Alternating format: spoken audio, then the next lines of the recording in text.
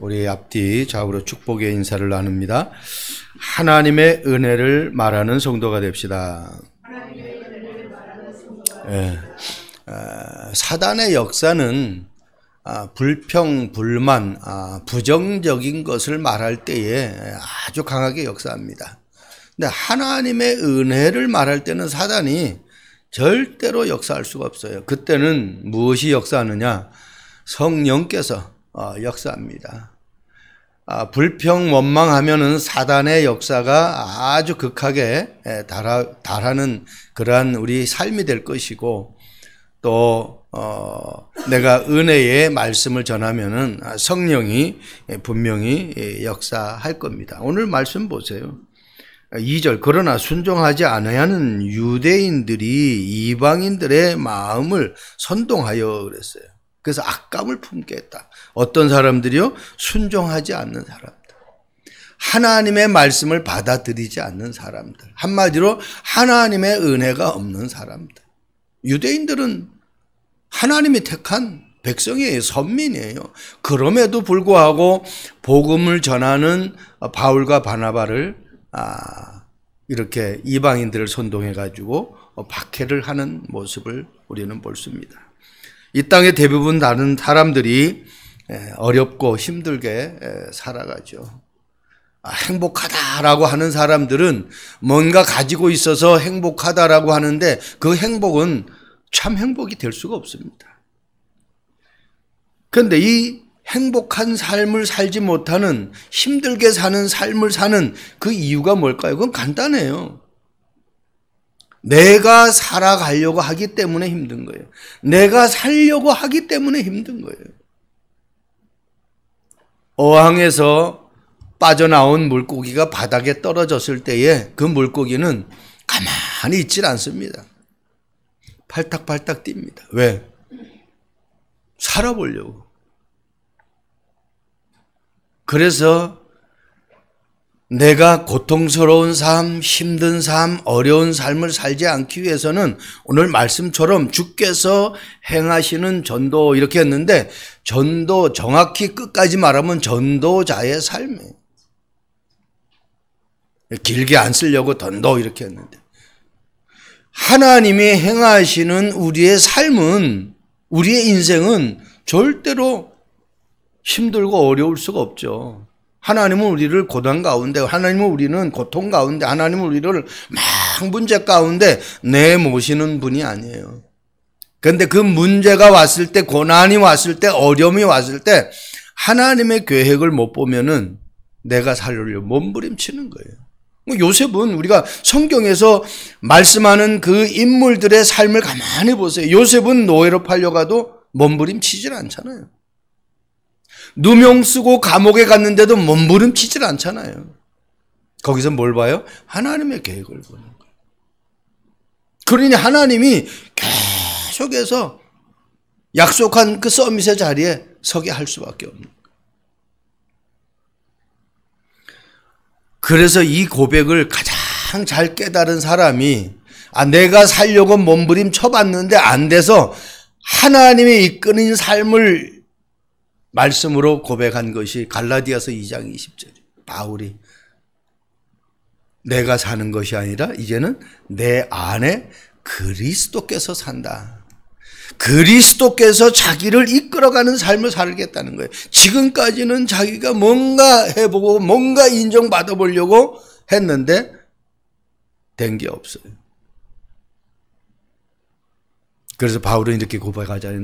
내 자신이, 자기가 자신이 이렇게 된 것은 하나님의 은혜로 된 것이라고 그렇게 고백을 합니다. 자, 그렇다면은 우리는 주께서 행하시는 전도자의 삶은 어떤 삶이냐? 하나님께서 인도하는 현장에 있는 삶이 하나님이 우리를 축복하는 삶이에요. 여러분 사도행전을 쭉 보세요. 성경을 보면서 바울은 자기만이 가지고 있는 삶이 있었어요. 자기만이 가서 전도해야 되는 그 현장이 있었어요. 그게 거의 바울은 가는 현장마다 회당으로 들어갔어요.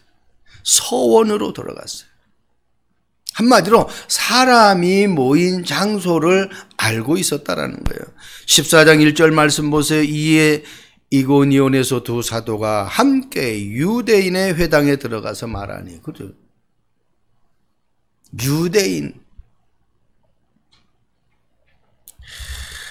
근데 거기 들어가서 말했는데 허다한 무리가 믿더라 그랬어요. 여러분, 바울의 전도 현장은요, 다른 현장이 아닙니다. 정말 기도하면서 하나님이 예비한 현장. 왜 유대인 현장일까요? 하나님 앞에 택함 받았는데도 그들이 예수님을 십자가에 못 박았어요. 그러니까 그 현장 갈 수밖에 없어요. 복음을 이해하지 못하면 그렇게 될 수밖에 없잖아요. 여러분, 사도행전 13장 5절 말씀 보세요. 살라미에 이르러 하나님의 말씀을 유대인의 여러 회당에서 전할세. 바울과 바나바가 안디옥 교회로부터 첫 선교사로 파송을 받아가지고 간 첫 현장이에요. 그 현장이 오늘 말씀대로 살라미에 있는 그 유대인의 회당에 들어가서 복음을 전했는데, 거기에 누가? 여기에 유대 선지자, 거짓 선지자, 여기에 마술사가 그 지역의 총독을 갖다가 완전히 핸들링 하는 거예요. 근데 성경 말씀 보면 이 총독은 지혜가 있는 사람이라고 그랬어요. 이 사람이 말씀을 들으려고 하니까 이 마술사가 못 듣게 막 방해를 하는 거예요. 그때 바울과 바나바가 외치죠.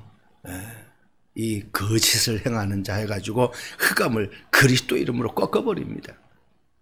그리고 그 꺾여지는 현장을 보고 이 총독이, 서기오 바울 총독이 예수님을 믿게 되는 그런 현장을 우리는 볼 수 있어요. 내가 살아가는 그 삶의 현장, 산업의 현장, 직장의 현장, 여러분들이 가는 모든 만남의 현장이 하나님이 예비한 현장으로 믿을 수 있기를 바랍니다. 그 현장에서 내가 무엇을 해야 되는지를 정말 우리는 기도하면서 응답을 받아야 돼요. 사도행전 17장 1절 말씀 보면 우리가 앞으로도 보겠지만 그들이 암비볼리아와 아볼로니아로 다녀가 데살로니가에 이르니 거기 유대인의 회당이 있는지라. 또 이 회당에 들어가는 거예요. 하나님이 하시는 이 일들을 보면은 뭐 어마어마한 거예요. 이뿐만 아닙니다. 사도행전 18장 4절에도 회당에 들어가요. 19장 8절에도 회당에 들어가요. 18장 23절에도 회당에 들어가요. 18장 9절에도 회당에 들어가요. 계속 회당.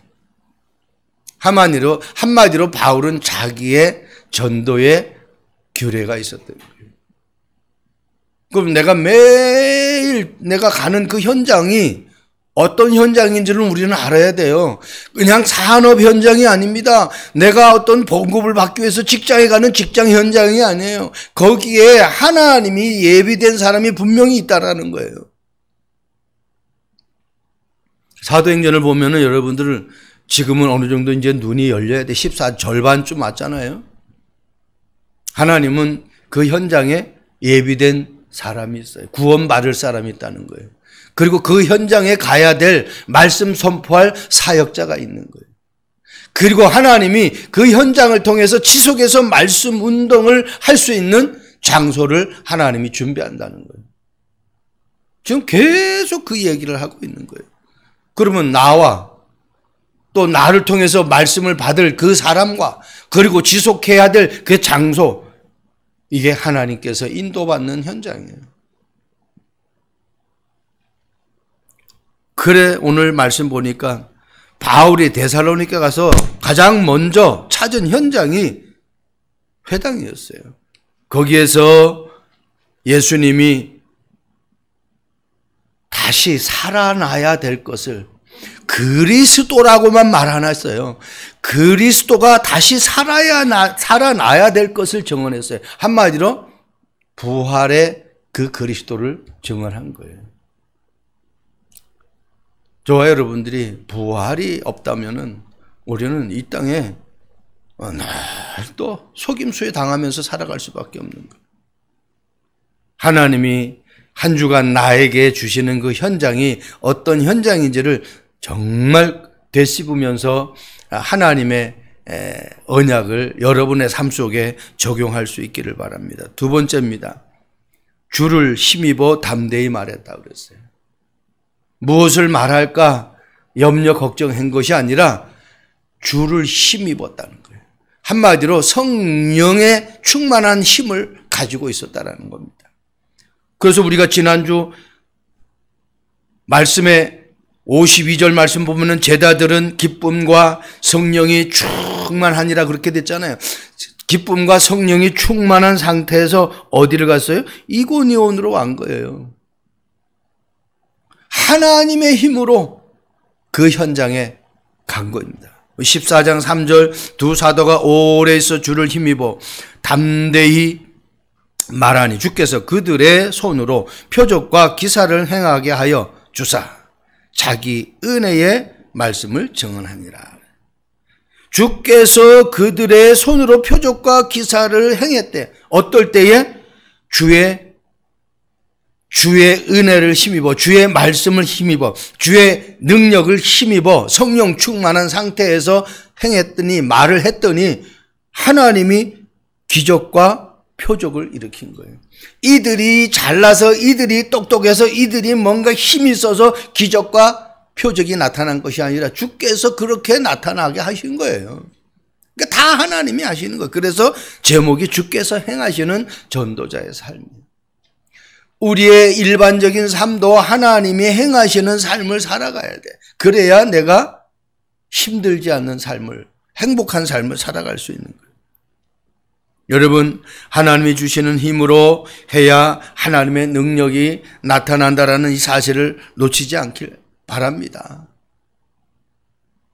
베드로가 사도행전 3장에 안진뱅이를 일으킬 때에 어떻게 합니까? 내게 있는 이것을 네게 준다 그런데 그 전에 모르겠어요. 은과 금은 내게 없다 그랬어요.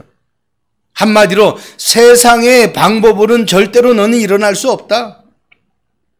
오직 그리스도의 능력으로만, 그리스도의 방법으로만 너는 일어날 수 있다. 이 얘기거든요. 그러면서 내게 있는 것, 자기가 성령 체험한 그리스도 하나님 나라 성령 충만을 체험한 그 언약을 그대로 자기를 살리는 그 말씀을, 그 복음을 안진뱅이에게 선포하는 거예요. 예수 그리스도 이름, 그 이름으로 일어나 걸으라는 거예요. 그랬더니요 벌떡 일어나는 거예요. 여러분, 나의 삶이 힘듭니까? 공고합니까? 어렵습니까? 갈등 옵니까? 나 자신에게 예수 그리스도의 이름을 계속해서 외치시길 바랍니다. 병두야, 너는 예수 그리스도 이름으로 힘을 얻어야 돼. 성령 충만함 받아야 돼. 자신에게 계속 그리스도의 복음을 선포할 수 있기를 바랍니다. 사도행전 2장 4절 말씀 보세요. 그리 다 성령 충만함을 받고 성령이 말하게 하심을 따라 다른 언어들로 말하기를 시작하니라. 뭘 말했다고 그랬어요? 성령이 말하게 하심을 따라 그렇게 얘기했어요. 자기들이 하고 싶은 말을 한 것이 아닙니다. 세상 사람들이 좋아하는 말을 한 것이 아니에요. 성령께서 말하게 하신 말을 한 거예요.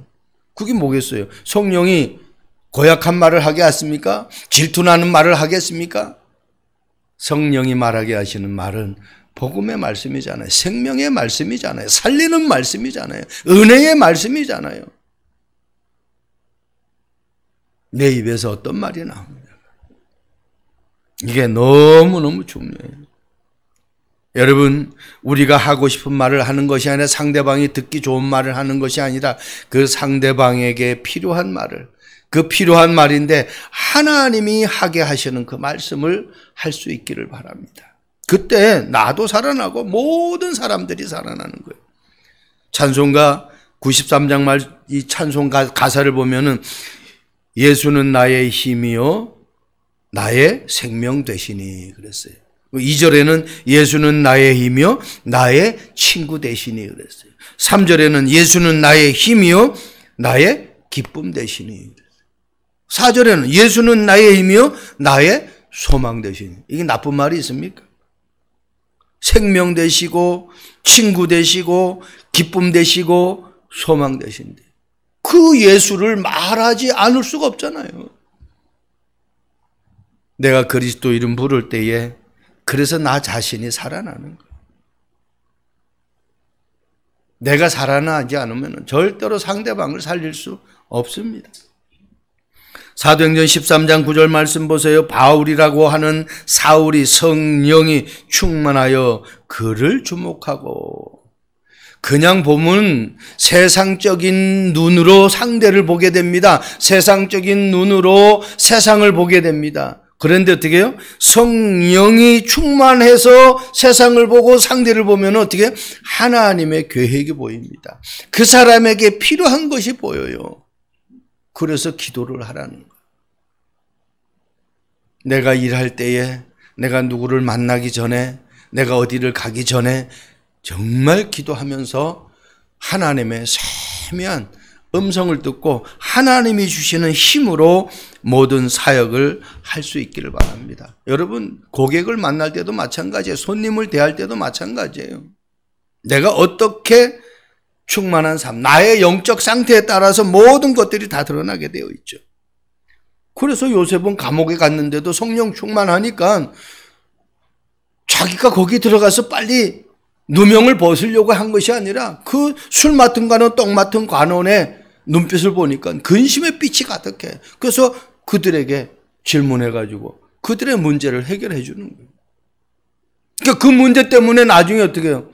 그 해결해 준 사람 한 사람이 복직되어 가지고 왕이 꿈풀이를 못할 때에 부하들에게 이 꿈풀이를 못하는 하게 하는 그런 사람을 내 앞에 데려오지 않으면 너희들 가만 안 두겠다고 그냥 막 엄포를 내니까 죽을 것 같으니까 가만히 생각해. 자기 꿈풀이 해준 사람이 생각난단 말이에요.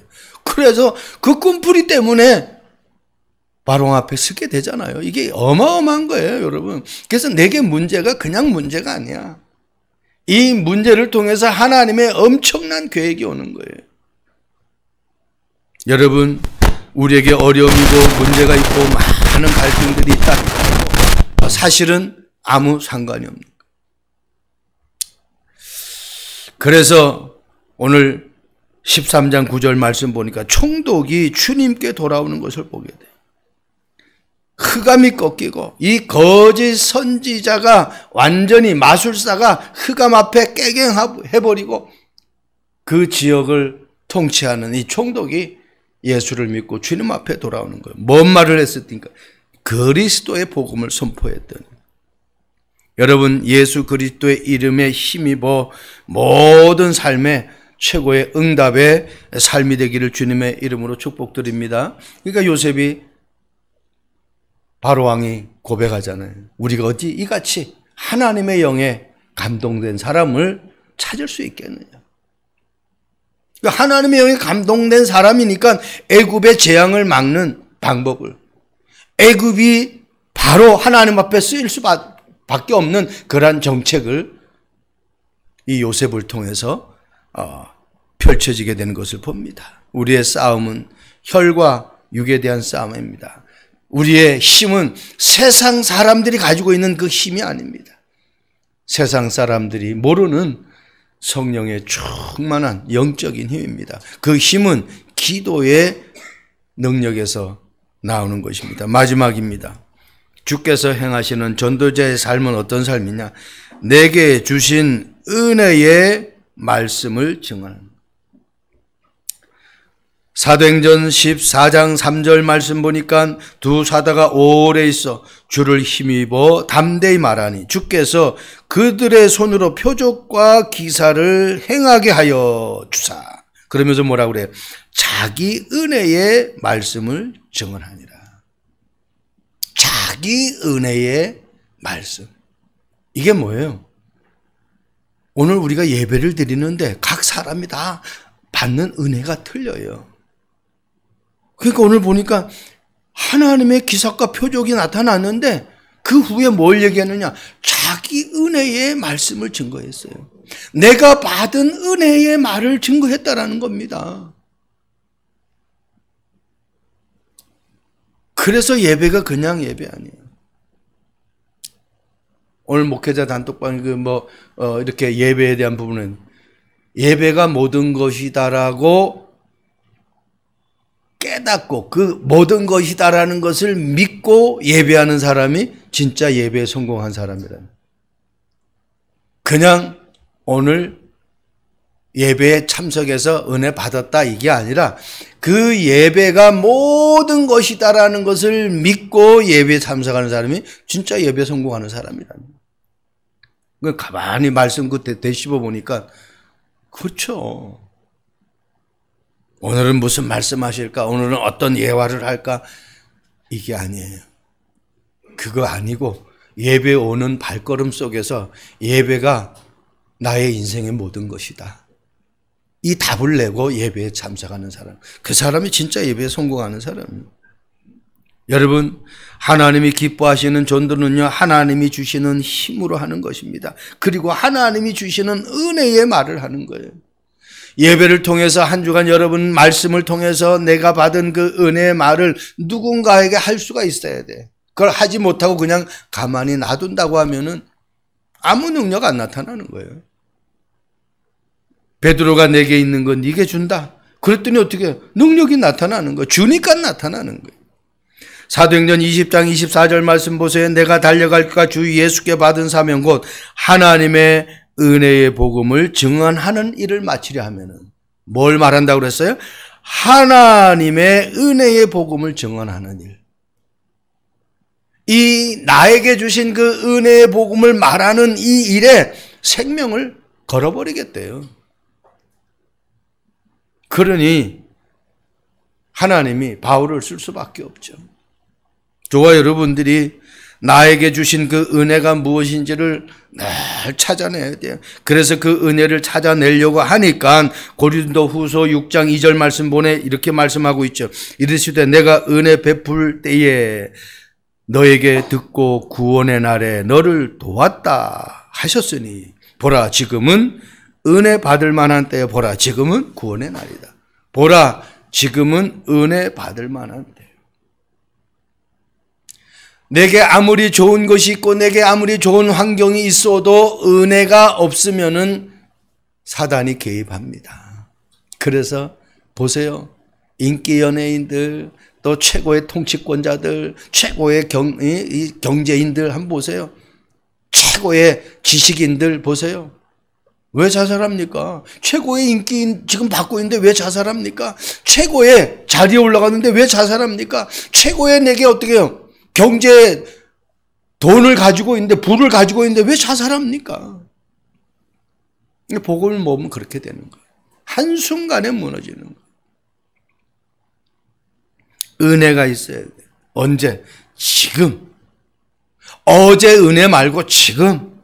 오늘 이 예배를 통해서 은혜가 내게 딱 붙잡아져야 돼요. 그 말씀 가지고 한 주간 만나는 사람에게 그 은혜를 말하는 거예요.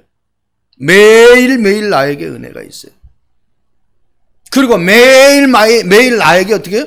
구원의 확신이 있어야 돼. 구원 받은 정도가 아니라 구원의 확신이 있어야 돼. 그리고 그 구원의 축복을 내가 누릴 수가 있어야 돼.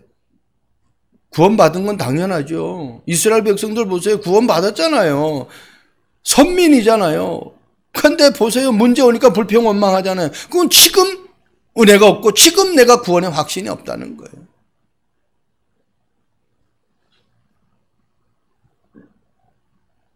그래서 사도행전 11장 23절에도 스데반 일로 환난으로 인해서 흩어진 자들이 안디옥 교회라는 교회를 세웠는데 그 교회에 뭐가 있어요? 하나님의 은혜를 보는 역사가 나타납니다. 하나님의 은혜가 임한 것을 보게 되었어요. 여러분, 노아가 120년 동안 방주를 만들 수 있었던 것들은 다른 거 아닙니다. 하나님의 은혜를 노아가 가지고 있었어요. 그래서 120년이라는 세월에 어떤 것도 지치질 않았어요. 이번 한 주간 저와 여러분들이 주께서 행하시는 전도자의 삶이 무엇인지를 계속해서 묵상하면서 나의 은혜의 말씀이 뭔지, 주일 강단을 통해서 기도 수첩을 통해서 또 여러분들이 보는 성경 말씀을 통해서 나의 은혜의 말씀, 이걸 매일매일 찾아내야 돼요. 그것 가지고 살아가는 거예요. 그래서 만나는 사람에게 그 말을 전해주는 거예요. 영국 런던 19세기의 사람입니다. 책을 옮겨 쓰는 직업을 가진 청년이 있었어요. 그때 당시에는 인쇄술이 발달되지 않아가지고 사람이 책을 뺏겨 써가지고 그걸 이제 서점에서 파는 거예요. 우리 옛날에 인쇄술 발달 안 할 때 가리방이라고 그러죠. 이렇게 써가지고 그걸 해서 이렇게 하듯이, 이때는 그 더 이전이니까 이때는 책 하나 있으면 그걸 다 뺏겨가지고 책을 또 따로 만드는 거, 그렇게 가지고 파는 거예요. 그러니까 하루 종일 이 글을 쓰다 보니까, 책을 뺏겨서 쓰다 보니까 막 손이 부르트고, 이때 당시는 세계 2차 대전 직후기 때문에 경제도 다 무너졌기 때문에 얼마 수입이 안 돼요. 아주 힘든 나날을 보내는 그 청년이 있었어요. 그 주변 사람들이 이 사람은 소설 작가가 된다라는 것을 알고 있기 때문에 막 비난하는 거예요. 소설 작가가 된다는 사람이 남의 책이나 뺏기고 그게 작가냐 하면서 막 비아냥거리는 거예요. 그런데 그것도 이 사람은 전혀 상관없어요. 하나의 자기가 붙잡은 언약이 있었어요. 책을 옮기면서 다른 사람들의 글을 읽으니 훌륭한 공부가 되고 있다. 그걸 자기가 언약으로 붙잡아 버린 거예요. 결국은 어떻게 됩니까? 이 사람의 첫 소설이 나오는데 무려 35살 때에, 35살 때에 첫 소설이 나왔는데 그 소설이 다른 소설이 아니죠. 파리대왕이라는 소설이에요. 이게 출판되면서 불티나게 팔리기 시작하는 거예요. 그래가지고 이 책을 통해 가지고 노벨 문학상을 받는 거예요. 우리나라에서 지금 노벨 문학상 한 명 나왔죠. 남들이 아무리 비아냥거려도 상관없어. 한번 생각해 보세요. 계속 남의 쓴 책을 갖다 뺏기면서 쓰다 보면 어떻게? 그 중에서 좋은 것들을 자기가 다 자기 것으로 만들 거 아니에요. 그게 나중에 발판이 되는 거예요. 음식도 마찬가지잖아요. 처음엔 이렇게도 만들어보고 저렇게, 나중에 어떻게 거기에서 노하우가 돼가지고. 저는 달인에서 보면 이 칼국수 하거나 어떤 만두를 만들 때 이 칼로 이 사람들이 이 반죽된 밀가리 그거를 반죽된 걸 자르는데 0.01mm도 안 틀려. 똑같아. 탁탁탁탁. 아니, 앞에 가리구도 자르는데 탁탁탁 똑같아요. 규격이 똑같아. 그건 뭐예요? 그 부분 계속 했다는 거 아니에요. 여러분, 하나님의 은혜의 이 말씀도 마찬가지예요. 내가 받은 은혜를 또 곱씹고 또 곱씹으면은요, 어마어마한 거예요. 나를 치유하고 이것이 나중에는 상대를 치유하게 되는 거예요. 이 사람의 이름이 윌리엄 골딩이라는 사람이에요. 1911년에서 1993년 한 2세 정도를 살다가 세상을 떠났는데 사람들이 비난거려도 상관없어요. 하나님은 그 사람이 계속해서 그 대피를 하는 책을 만드는 것을 썼지만은 나름대로 또 자기가 써야 될 책을 하나하나 써나간 거예요. 우리는 한 번도 가보지 못한 지금 25년을 갑니다. 벌써 1월 셋째 주입니다.